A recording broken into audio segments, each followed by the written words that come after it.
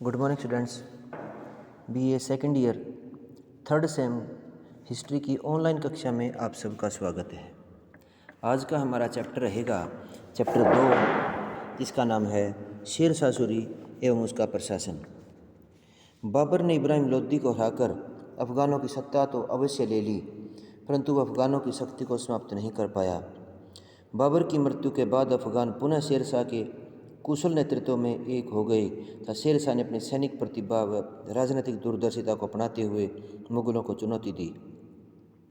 इस चुनौती का प्रत्युत्तर हुमायूं की ओर से दृढ़ता के साथ नहीं दिया जा सका, जिसके कारण शेर शाह ने न केवल उसे पराजित किया बल्कि भारत छोड़ने के लिए विवश भी कर दिया। और इस तरह शेर शाह सूरी के नेतृत्व में अफ़गान भारत की सत्ता को प्राप्त करने में कामयाब हो गए। शेर शाह सूरी के नेतृत्व में ही स्थापित राज्य ही द्वितीय अफ़गान साम्राज्य कहलाया। उल्लेखनीय है कि शेर शाह सूरी की उपलब्धि के कारण उसकी गणना मध्यकालीन भारत के सफल शासकों में की जाती है। शेर शाह द्वारा द्वितीय अफ़गान साम्राज्य की स्थापना तथा विस्तार। शेर शाह का बचपन का नाम फरीद था। वह एक सामान्य सैनिक के रूप में अनेक शासकों के साथ रहते हुए धीरे धीरे सफलता को प्राप्त करता चला गया। फरीद पहले बिहार का शासक बना, उसके बाद उसने हुमायूं से संघर्ष किया तथा उसे भारत से खदेड़ने में सफलता प्राप्त की। इसके पश्चात सम्राट के रूप में उसने 1540 से 1545 ईस्वी के बीच अनेक सैनिक सफलताएं प्राप्त की, जिनका वर्णन इस प्रकार से है। फरीद का बिहार का शासक बनना। सहसाराम की जागीर की व्यवस्था। जब फरीद ने सहसाराम जाकर जागीर की व्यवस्था को संभाला तो जमाल खां ने हसन खां को ख्वासपुर का क्षेत्र भी दे दिया। उसने 21 वर्ष का समय इस क्षेत्र में लगाया। इस दौरान कृषकों व जमींदारों की समस्याओं का समाधान उसने व्यक्तिगत रुचि लेकर के किया। उसकी कर नीति, कृषकों को सहयोग की नीति तथा सेना का समुचित संगठन सभी को पसंद आया। इब्राहिम लोदी की सेवा में। जब वह अपने क्षेत्र में सफल रहा तो एक बार फिर वह अपनी सौतेली माता के व्यवहार का शिकार बना। 1518 में उसे क्षेत्र छोड़ने के लिए बाध्य होना पड़ा। वह आगरा आया और दौलत खां लोदी का विश्वास पात्र बन गया। इस कारण उसकी योग्यता की जानकारी सुल्तान इब्राहिम लोदी को भी हुई, परंतु वह उससे इसलिए दुखी था कि उसे शत्रु दौलत खां का विश्वास पात्र था। 1523 में उसके पिता की मृत्यु के बाद उसकी जागीर का उत्तराधिकारी उसे बनाया गया, परंतु सौतेले भाइयों ने इसे बांटने के लिए दबाव डाला। फलतः यह जागीर उन्हें सौंपकर दक्षिण बिहार के शासक दरिया खां के पुत्र बहार खां के पास चला गया, जिसे मोहम्मद शाह के नाम से भी जानते हैं। बहार खां तथा बाबर की सेवा में। बहार खां के साथ रहते हुए फरीद को अपनी योग्यता को प्रदर्शित करने का पूरा मौका मिला, तब बहार खां ने उसे अपने सबसे विश्वस्त मित्र के रूप में मानना प्रारंभ कर दिया। एक बार फरीद ने शेर का वध किया, इसके कारण उसे शेर खान की उपाधि दे दी। बहार खां ने शेर खान को दक्षिण बिहार का उप प्रशासक तथा अपने बेटे जलाल खां का संरक्षक व शिक्षक भी बनाया। कुछ समय के लिए वह बाबर की सेना में भर्ती हो गया। उसने मुगल सेना की कार्यप्रणाली, विशिष्टता, कमजोरी इत्यादि सभी पक्षों का विस्तृत अध्ययन व विश्लेषण भी किया। अब इसी आधार पर उसने मन बना लिया कि अवसर मिलते ही मुगलों को भारत से बाहर निकाल देगा। बाबर ने भी शेर शाह की गतिविधियों को करीब से देखा तो उस पर विशेष नज़र रखने की सलाह दी। इस बीच शेर खान की कार्यप्रणाली से खुश होकर बाबर ने उसे बिहार की जागीर वापस दे दी। पुनः बहार खां की सेवा में। 1528 में बाबर ने उसे पकड़ने व उसकी शक्ति को कमज़ोर करने की योजना बनाई, तो वह परिस्थिति का अंदाज़ा लगाकर वह मुगलों की नौकरी छोड़कर फिर भी बहार खां के पास चला गया। बहार खां ने उसे फिर उसी पद पर लगा दिया। इसी बीच बहार खां की मृत्यु के बाद उसकी पत्नी दुदू बीबी ने उसे अपना मुख्य सलाहकार बना लिया। इस तरह से वकील के रूप में भी उसने अपनी पहचान बनाने का मौका मिला। और वह इस समय अफ़गानों में आपस में एकता नहीं थी, विशेषकर लोहानी अफ़गानों में आपस में विश्वास की बात नहीं थी। अतः उसने इस कमजोरी का लाभ उठाकर अपनी शक्ति को बढ़ाया और इस समय तक वह सही अर्थों में इस क्षेत्र का शासक बन चुका था। बिहार पर अधिकार। 1529 में बिहार एवं भारत की राजनीतिक स्थिति में थोड़ा सा बदलाव आया। दिल्ली सल्तनत के अंतिम सुल्तान इब्राहिम लोदी का भाई महमूद लोदी बिहार आया। उसने बाबर के विरुद्ध युद्ध लड़ने के लिए गुट बनाया। इस गुट में लगभग सभी अफगानों शासकों को शामिल कर लिया गया। उसने शेर खान को बिहार के अफगानों का नेता मान लिया। उसका उद्देश्य बाबर के साथ युद्ध करके उसे भारत से बाहर निकालना था, परंतु शेर खान को यह स्पष्ट था कि बाबर को हराना इतना आसान नहीं था। दूसरी ओर सैन्य क्षमता के दृष्टिकोण से अफगान स्थिति में नहीं थे। इस समय शेर खान दोनों ओर से उलझ गया। यदि वह युद्ध में लोधी का साथ न दे तो अफगानों में उसकी लोकप्रियता पर प्रभाव पड़ेगा, जबकि बाबर के साथ लड़ाई में लाभ नहीं था। वह उससे शत्रुता भी मोल नहीं लेना चाहता था। इस समय उसने अफगानों के साथ युद्ध में शामिल होना स्वीकार तो किया, परंतु नेतृत्व नहीं किया। इसके बाद वह बाबर का फिर विश्वास पात्र बन गया एवं बिहार का शासक भी बना। बंगाल व बिहार में सर्वोच्चता स्थापित करना। बिहार के स्थानीय सरदार जब शेर खान पर अंकुश नहीं लगा पाए तो नुसरत शाह के सहयोग से उसे नियंत्रित करना चाहते थे। उत्तरी बिहार पर पहले ही नुसरत शाह का अधिकार था। वह दक्षिण बिहार को भी कब्जे में लेकर पूर्वी भारत का स्वामी बनना चाहता था, जबकि शेर खान ने दक्षिण बिहार के गवर्नर मखदूम आलम को अपने विश्वास में ले लिया। नुसरत शाह ने पहले अपनी सेना भेजी था, बाद में स्वयं दक्षिण बिहार की ओर आगे बढ़ा। दोनों ही बार उसे असफलता का सामना करना पड़ा। बिहार में वह सर्वे सर्वा तो था, लेकिन औपचारिक तौर से वह शासक नहीं बन पाया। 1530 में उसे चुनार के ऐतिहासिक किले पर नियंत्रण स्थापित कर लिया। इस स्थान पर उसने बिहार के पूर्व गवर्नर ताज खां की विधवा पत्नी लाड मालिका के साथ विवाह भी कर लिया और उसे बिहार के स्वतंत्र शासक की गद्दी धारण की। इस समय वह भले ही बिहार का शासक था, लेकिन बंगाल का शासक भी उसकी शक्ति को स्वीकारता था। शेर खान फिर हुमायूं का दौर आता है। शेर खान को हुमायूं ने अपने प्रारंभिक अभियानों में 1532 ईस्वी में चुनार में घेरा था, क्योंकि वह इस घेरे में के माध्यम से शेर खान की शक्ति को नियंत्रित करना चाहता था, लेकिन वह इसमें 3 कारणों से वंचित रहा। पहला यह कि शेर खान की कार्यप्रणाली का सही अध्ययन नहीं कर पाया। जब शेर खान ने स्वामी भक्ति प्रदर्शित की तो उसे महसूस हुआ कि इस समस्या का यह बेहतर समाधान था। दूसरा कारण हिंदू बेग का शेर खान के प्रभाव में आना तब उसे शेर खान के बारे में सकारात्मक रिपोर्ट देना। तीसरा, हुमायूं द्वारा समय व परिस्थिति का प्रयोग किए बिना रंगरलियों में समय की बर्बादी था। इस कारण से वह आगरा वापस आ गया। शेर खान ने इसका पूरा लाभ उठाया। जिस समय हुमायूं गुजरात अभियान में व्यस्त था, उस समय अपने को इतना सशक्त बना लिया कि वह हुमायूं उसके आमने सामने का मुकाबला कर सके। फिर चुनार पर आक्रमण हुआ। शेरशाह की शक्ति हुमायूं के लिए सर पर से पानी निकलने वाली हो गई थी, तो उसने मार्च 1537 में शेर खान के विरुद्ध अभियान प्रारंभ किया। सबसे पहले उसने चुनार के दुर्ग को घेर लिया, क्योंकि पूर्व की ओर बढ़ने का रास्ता यही था। शेर खान ने की योजना के तहत अपने पुत्र कुतुब खां को दुर्ग की रक्षा की जिम्मेदारी दी। हुमायूं ने 6 महीने तक इसे घेरे रखा और 1537 में मुगल सेना किले में प्रवेश करने में सफल हो गई। कुतुब खां यहाँ से भाग गया। हुमायूं का दुर्ग पर तो अधिकार हो गया, परंतु उसके लिए कोई ज़्यादा लाभप्रद नहीं था, क्योंकि दुर्ग पहले ही खाली किया जा चुका था। हुमायूं चुनार पर कब्जा करने के बाद वापस बनारस आ गया और बंगाल को जीतने की योजना बनाने लगा। दूसरी ओर शेर खान भी उसे आगरा से अधिक दूर ले जाकर लड़ाई लड़ने के दृष्टिकोण से बंगाल लाना चाहता था। उसके बाद बंगाल का अभियान। चुनार पर अधिकार के बाद हुमायूं बंगाल को जीतना अनिवार्य समझता था, क्योंकि शेर खान बंगाल में रोहतास दुर्ग पर अधिकार करके गौड़ की ओर आगे बढ़ा। उसने अफगान साथियों के कोस सहित रोहतास में छोड़ दिया।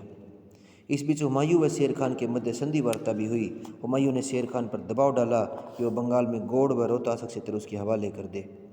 इस कार्य के लिए हुमायूं को बंगाल के पराजित शासक सुल्तान महमूद का भी समर्थन प्राप्त था। दूसरी ओर शेर खान बिहार हुमायूं को देने तब बंगाल पर मुगलों के प्रतिनिधि के रूप में शासन के लिए तैयार था। उसने समझौते में 10 लाख टका वार्षिक हुमायूं को देने की बात भी कही। दोनों के मध्य ये संधि प्रस्ताव अंतिम रूप नहीं ले सके। इस कारण बंगाल पर शेर खान अधिकार बनाए रखना चाहता था, जबकि हुमायूं बंगाल के पराजित शासक के आश्वासन से बहुत अधिक संतुष्ट लग रहा था। इस तरह हुमायूं बंगाल की ओर बढ़ा था, बिना किसी विशेष विरोध के गौड़ पहुंच गया। इस बीच सुल्तान महमूद की मृत्यु हो गई और हुमायूं अकेला रह गया। यह उसके लिए भारी आघात था। गौड़ को खाली करना भी शेर खान की योजना थी। वह न केवल गौड़ को खाली करके छोड़ गया, बल्कि यहाँ उच्च कोटि की अफीम भी छोड़ गया, जो हुमायूं अफीम की वो भी छोड़ गया और जिसका वो शौकीन था। शेर खान की योजना का सकारात्मक परिणाम निकला और इस सकारात्मक परिणाम ये निकला कि हुमायूं गौड़ में रुका और उसका नाम जनताबाद रखा। इसी बीच बरसात के मौसम के कारण उसने गौड़ में रुकना और कुछ समय उसने अपने अंदाज में समय नष्ट कर दिया। हुमायूं को ये लगा कि वो बंगाल जीत चुका है, लेकिन ये मात्र उसका भ्रम था। इस दौरान वह बंगाल में घेरा जा चुका था, क्योंकि शेर खान ने इस बीच चुनार, बनारस, जौनपुर, कन्नौज, पटना पर अधिकार कर लिया। दूसरी ओर हुमायूं ने अपने भाई हिंदाल को आगरा में सेना एकत्रित करने का आदेश दिया। उसने विद्रोह कर दिया तो स्वयं को आगरा का बादशाह घोषित कर दिया। उसके भाई कामरान ने भी दिल्ली पर आक्रमण किया और हुमायूं की सत्ता को चुनौती दी। हुमायूं इस अवसर पर चारों ओर से शत्रुओं से बीच घिरा हुआ था और मलेरिया ने भी बरसात के मौसम में उसकी सेना को विचलित कर दिया। अब उसे ऐसी अवस्था में आगरा जाकर स्थिति को संभालने का फैसला किया। फिर चौसा का युद्ध हुआ। हुमायूं ने बंगाल की सुरक्षा का भार जहांगीर बेग को दिया तथा स्वयं सेना लेकर आगरा के लिए कूच किया। शेर खान उसकी प्रत्येक गतिविधि पर नज़र रखे हुए था। उसने इस अवस्था का लाभ उठाने के लिए उसका रास्ता रोकने का फैसला किया। हुमायूं की गलती ये रही कि उसने सेना को एक मार्ग से संयुक्त रूप से न निकालकर दो मार्गों से निकालना चाहा, जिससे उसकी शक्ति आधी हो गई। जैसे ही हुमायूं अपने समूह के साथ चौसा की ओर चौसा पहुंचा तो वहां उसका सामना शेर खान से हुआ। दोनों ही सेनाएं 3 महीने तक इसी क्षेत्र से रही और आक्रमण नहीं हो सका। हुमायूं के सलाहकार ने उसे सलाह दी कि वो तत्काल शेर खान पर आक्रमण करे, परंतु उसने ऐसा न करके भारी भूल की और शेर खान अंदर से अंदर तैयारी करता रहा। उसका उद्देश्य वर्षा ऋतु तक युद्ध प्रारंभ न करना था। दोनों की सैन्य रचना में भी अंतर था। शेर खान का शिविर ऊंचाई पर था और हुमायूं का शिविर नीचे था और बरसात के कारण उसमें पानी भर गया। और जब हुमायूं की सेना अपना सामान नीचे से ऊपर की ओर करने में व्यस्त थी तो उसी समय 26 जून की रात को शेर खान ने ऊपर से आक्रमण कर दिया और मुगल सेना में खलबली मच गई। हजारों सैनिक गंगा में डूबकर मर गए। स्वयं हुमायूं ने भी गंगा में छलांग लगा दी, लेकिन केक बिश्ती के कारण उसकी जान बच गई और हुमायूं आगरा भाग गया। चौसा की इस लड़ाई में लगभग 8,000 मुगल सैनिक मारे गए और उसे अपनी 2 बेगमों और पुत्री को भी खोना पड़ा। और दूसरी ओर युद्ध के बाद शेर खान की प्रतिष्ठा बढ़ गई। अब उसे शेर शाह की उपाधि धारण की तो आगरा पर अधिकार करने की योजना बनानी शुरू कर दी। इसके बाद कन्नौज का युद्ध होता है।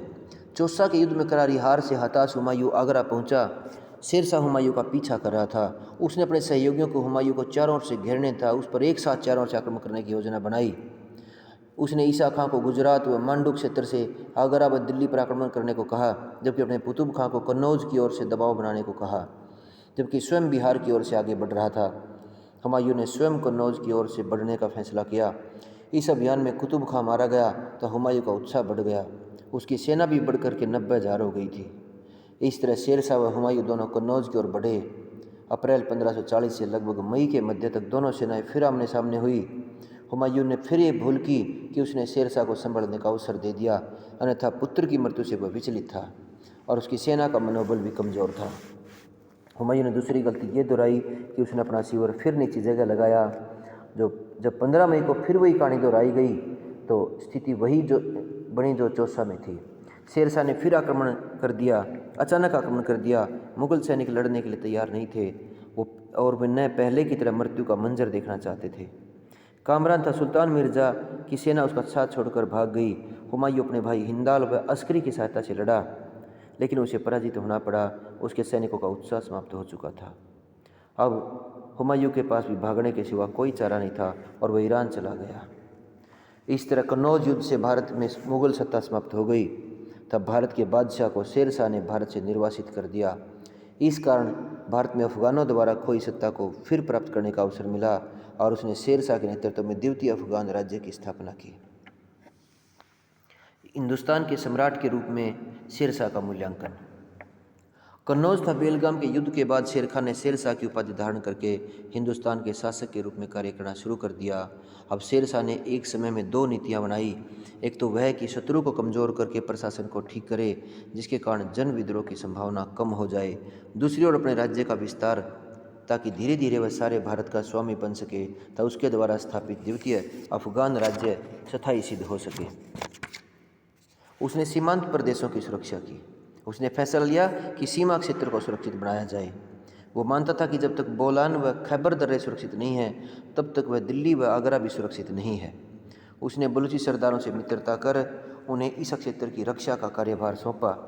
शेर शाह को एहसास था कि उत्तर पश्चिमी सीमा क्षेत्र के 3 वर्ग हमेशा चुनौती देते रहे हैं। ये गख्खर, जाट व सीमावर्ती अफगान थे। उसने इनके खिलाफ सैनिक कार्रवाई की और अधीनता स्वीकार करने के लिए बाध्य किया। उसने बंगाल के विद्रोह का दमन किया। उसने अपना ध्यान 1540 ईस्वी के बाद हुमायूं की गतिविधियों व सीमावर्ती क्षेत्रों पर लगाया तो बंगाल के गवर्नर खिलज खान ने अपनी स्वतंत्रता की घोषणा कर दी और उसने बंगाल के पूर्व सुल्तान की पत्नी से शादी भी कर ली। ये जो शेरशाह के विरुद्ध थी। शेरशाह ने राजधानी गौड़ पर आक्रमण 1541 में किया और उसे पद से हटा दिया। फिर मालवा की विजय थी। सामरिक दृष्टि से मालवा काफ़ी महत्वपूर्ण था। शेरशाह ने मालवा अप्रैल 1542 में प्रारंभ किया और वो ग्वालियर से होता हुआ मांडू की ओर बढ़ा। वहाँ के किलेदार ने वह किला शेरशाह को सुपुर्द कर दिया। यहाँ पर शेरशाह को 6000 राजपूत सैनिकों की टुकड़ी भी मिली। इसके बाद जैसे ही शेरशाह सांगरपुर पहुँचा तो कादिर शाह ने समर्पण कर दिया और शेरशाह ने उसे बंगाल का गवर्नर बनाकर इस क्षेत्र को अपने कब्जे में ले लिया। उसने मालवा का प्रशासनिक केंद्र धार घोषित कर स्वयं व्यवस्था संभाली। उसने रायसीन की विजय ली। ये मालवा का समीपवर्ती क्षेत्र था। उसने मालवा अभियान के प्रारंभ में ही शेरशाह ने एहसास कर लिया था कि पूर्णमल उसके लिए संकट बन सकता है, इसलिए उसने उसे अधीनता स्वीकार करने के लिए कहा। तो पूर्णमल ने अधीनता तो स्वीकार की, लेकिन शेरशाह के मालवा से लौटते उसे अपना दृष्टिकोण बदल दिया। शेरशाह ने 1543 में फिर रायसीन पर आक्रमण किया और उसकी सारी सुरक्षा व्यवस्था अच्छी थी, जिसके कारण शेरशाह इस दुर्ग में प्रवेश नहीं कर पाया। शेरशाह ने उसके पास संदेश भेजा कि उसे एक बार किले में प्रवेश करने दे। यदि पूर्णमल निर्दोष होगा तो उसे यहाँ का गवर्नर मान लिया जाएगा। इस तरह पूर्णमल विश्वास में आकर शेरशाह से मिला, परंतु उसने विश्वासघात कर उसका और उसके परिवार का वध कर दिया। सिंध व मुल्तान पर अधिकार। सिंध व मुल्तान क्षेत्र पर शेरशाह के आक्रमण का उद्देश्य हुमायूं की भारत में ठहरने की संभावनाओं को निरस्त करना था।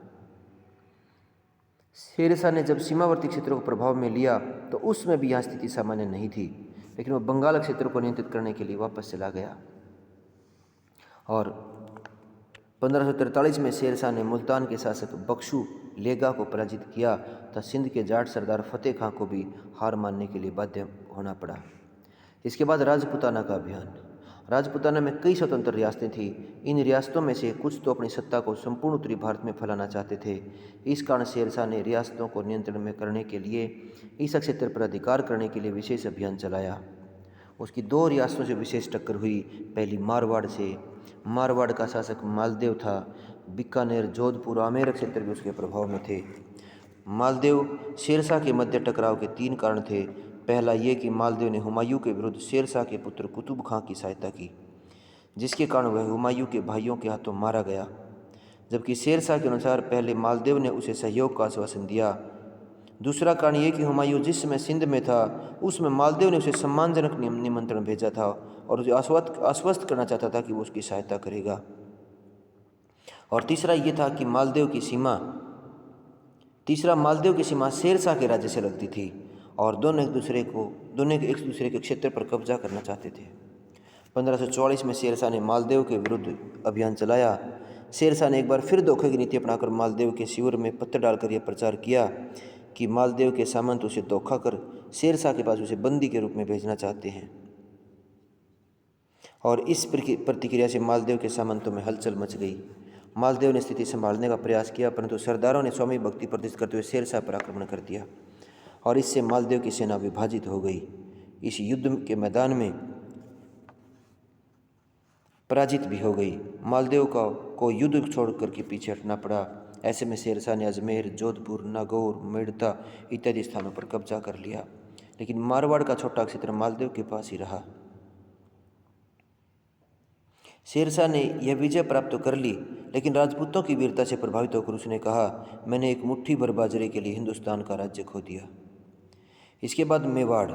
राणा सांगा की मृत्यु के बाद यहाँ सत्ता शून्य हो चुकी थी। एक बार तो स्थिति यहाँ तक आई कि रियासत बहादुर शाह के समक्ष असहाय महसूस करते हुए हुमायूं ने सहायता की अपेक्षा की था। मेवाड़ षड्यंत्रों वापसी संघर्ष के कारण दिन प्रतिदिन कमज़ोर होता चला गया। शेरशाह ने इसका लाभ उठाया और चित्तौड़ पर आक्रमण करके इस पर कब्जा कर लिया। यहाँ उसे कोई विशेष चुनौती नहीं आई। इसके बाद बुंदेलखंड पर आक्रमण। शेरशाह ने पूर्वी भारत, पश्चिमी भारत व उत्तरी क्षेत्र पर अपना दबाव बना लिया और यहाँ मध्य भारत यानी बुंदेलखंड में उसकी स्थिति कुछ कमज़ोर थी। यहाँ पर चंदेल राजपूतों का शासन था, जिन्होंने प्रत्यक्ष व अप्रत्यक्ष रूप से मुगलों को समर्थन दिया था। कीरत सिंह चंदेल ने हुमायूं के मित्र वीर भानु को संरक्षण दिया था। शेरशाह ने उसे वापस सौंपने की बात कही, लेकिन कीरत सिंह ने मना कर दिया। इस क्षेत्र में कलिंजर का दुर्ग सबसे महत्वपूर्ण था, जो उत्तर व दक्षिण भारत को जोड़ता था। वहीं सामरिक दृष्टि से माना जाता था कि दिल्ली की सत्ता तब तक सुरक्षित नहीं रह सकती जब तक कलिंजर पर कब्जा न हो। इस तरह विभिन्न कारणों को ध्यान में रखते हुए शेरशाह ने इस क्षेत्र को जीतने के लिए 1544 में विशेष अभियान चलाया। कलिंजर के दुर्ग को 4 महीने से भी अधिक समय तक घेरे रहने के बाद उसे जीत न सका, इसलिए उसने किले को बारूद से उड़ाने की योजना बनाई। इस प्रक्रिया में बारूद के ढेर में आग लगने से वह स्वयं भी घायल हो गया, परंतु अफगानों ने लड़ाई के बाद किले पर कब्जा कर लिया। जैसे ही शेरशाह को इसकी विजय की सूचना मिली तो वह अपने पर संयम नहीं रख सका। वह घायल तो था, पर उसका स्वास्थ्य लगातार बिगड़ता भी गया। 22 मई 1545 को उसकी कलिंजर में मृत्यु हो गई। इस तरह इस क्षेत्र को जीतने में भी वह कामयाब रहा, लेकिन मृत्यु हो जाने के कारण इसे प्रशासित करने का सपना पूरा नहीं कर पाया। इस प्रकार हम ये स्पष्ट कर सकते हैं कि उसने अपने मात्र 5 वर्ष के कार्यकाल में अभूतपूर्व उपलब्धियां हासिल की। एक छोटी सी जागीर से उसे अपने जीवन की शुरुआत की तो अपने नेतृत्व, सैनिक नेतृत्व, प्रतिभा, कूटनीतिक कार्यशैली के दम पर बहुत बड़े साम्राज्य का मालिक बन गया। तो इस वीडियो में इतना ही। अगली वीडियो में हम शेरशाह सूरी के शासन प्रबंध का अध्ययन करेंगे। तब तक के लिए धन्यवाद।